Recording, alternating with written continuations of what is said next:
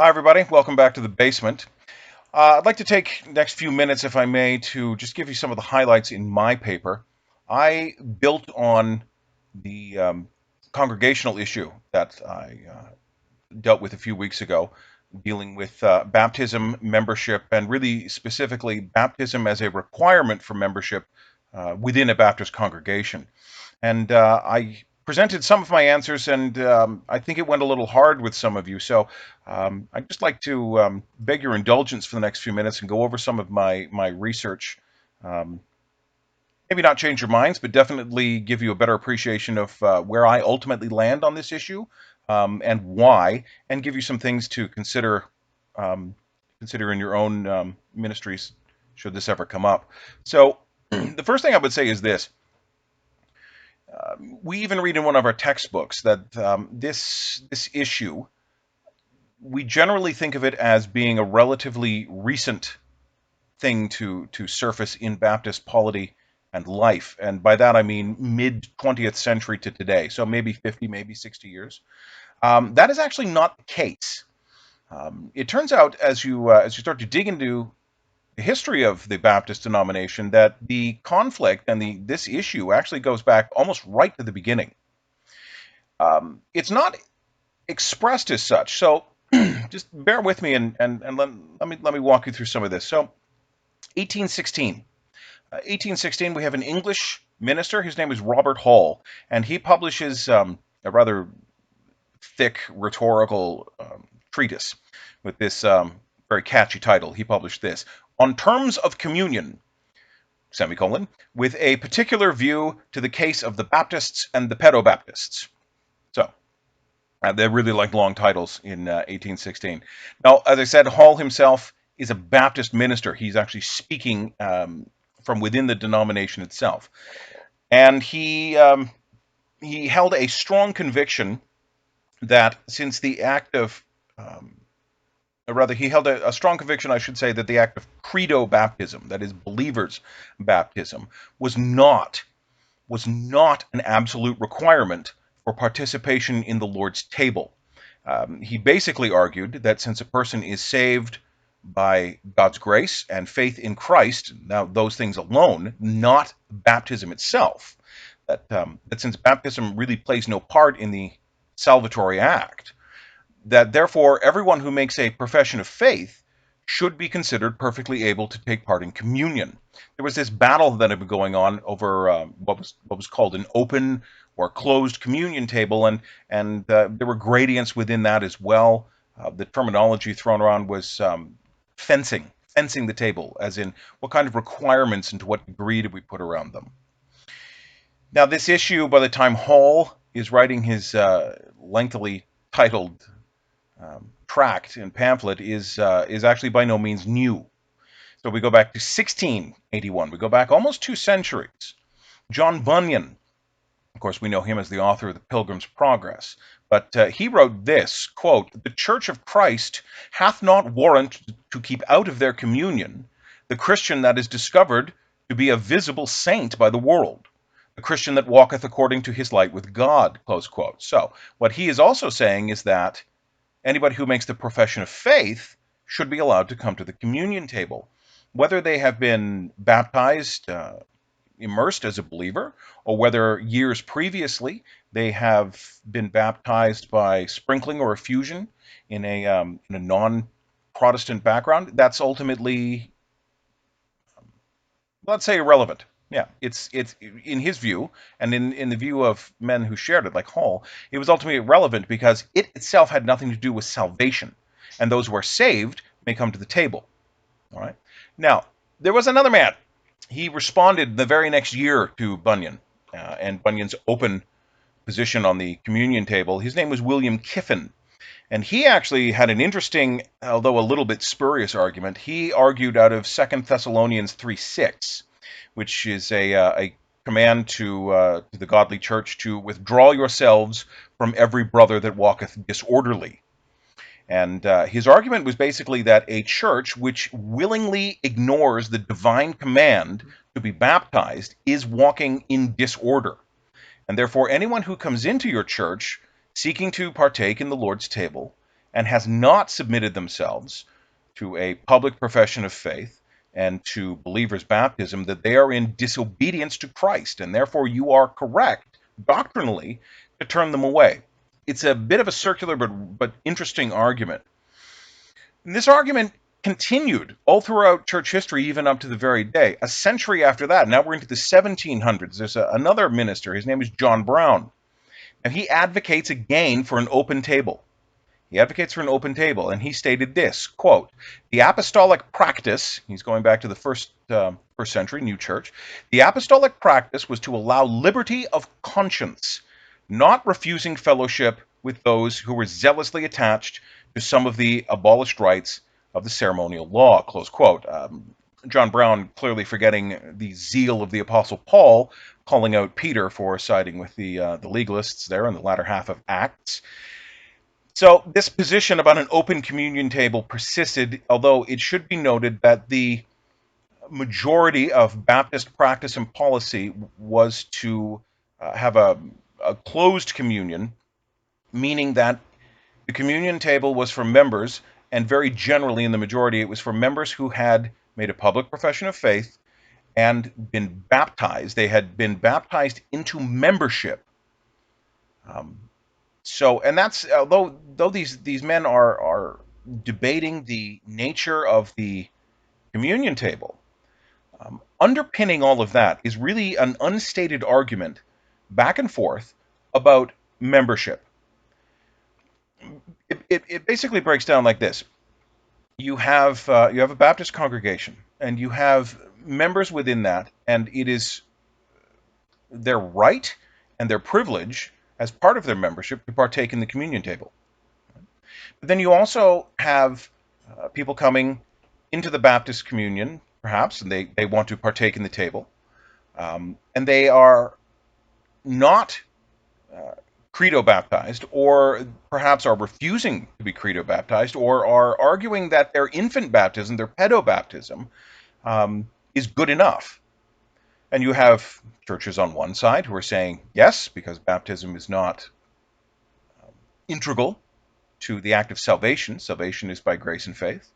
Then that's fine. Your profession of faith is good enough. But you also have churches on the other side who are saying, no, your initial baptism, despite your feelings on the matter, is invalid.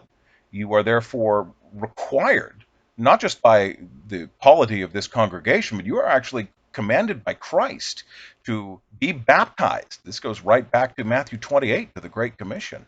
So this argument went back and forth. And as I say, ostensibly, it was about the nature of the communion table, but you can't come to the communion table without also addressing the nature of membership.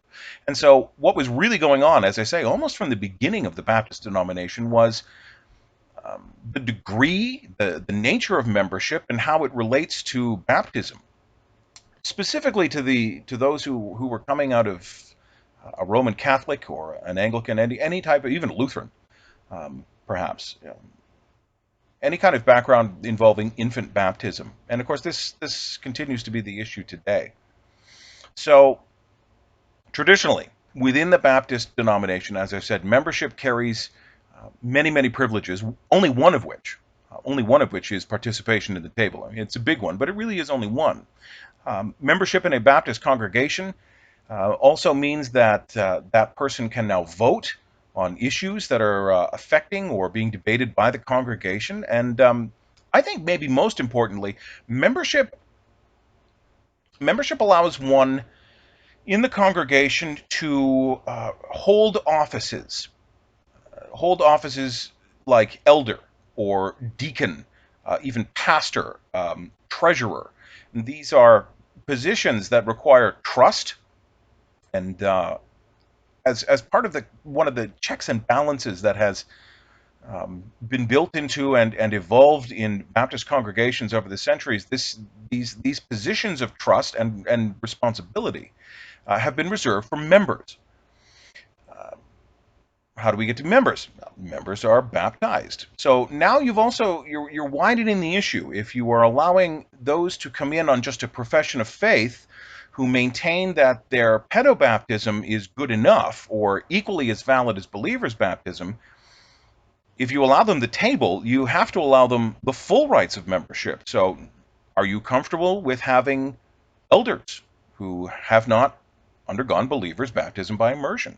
Are you comfortable having a preacher or even a pastor who has not undergone believers' baptism by immersion? It's really an in for a penny, in for a pound issue. So there was something else that was happening, and this still happens today, and that was moving from one church to another. All right, so um, me, for example, I had my believer's baptism almost 10 years ago, um, at a church in Milton where we were living, and I was baptized into membership. All right, so baptized and then full membership because I had made that public profession of faith was extended to me, and I became a member of that church, and I actually sat on a pastoral selection committee. I sat on a four-person leadership committee, a steering committee. I got to do all kinds of things and hold positions that the someone holding maybe an associate membership or even just being a regular adherent wouldn't. Um, then we moved. My family moved. We moved across the city, and we ended up here in Ajax. And when we found our church just across the border over there in Whitby, I transferred my membership. So I didn't have to be rebaptized in order to be a full member of the Whitby congregation. I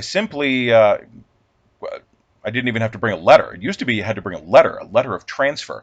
Um, I simply, let them know that I had had my believer's baptism years previously in another church, in a sister church in the convention, and that was good enough. They accepted that. Years and years and years ago, if I had wanted to do that, maybe we go back to the mid 1800s, even the 1900s, I would have had what was called a letter of transfer.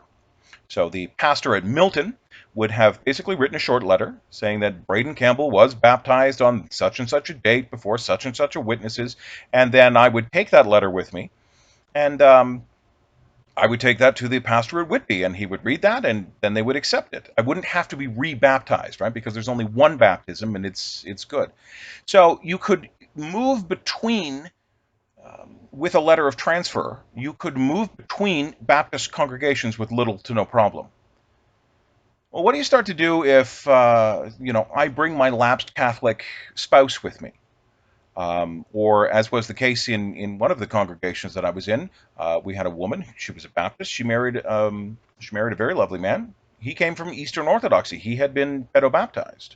So what do we do? What do we do with him? He's not able to bring a letter of transfer with him because he hasn't had believers' baptism by immersion. So what happens to these kinds of people? So now we're fully into the nature of membership, as well as all the perks and, as I say, responsibilities that are part and parcel of full membership. So I have here written that the nature of membership, and by direct correlation, the importance of credo baptism, has been no more put to rest in the 21st century than it was back in the 17th.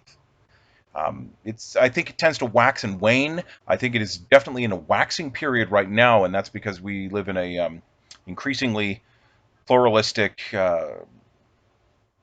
society. There's a real push in recent decades for ecumenicalism, in which comes along with it the push to treat all Christians of all denominations as equal brothers and sisters.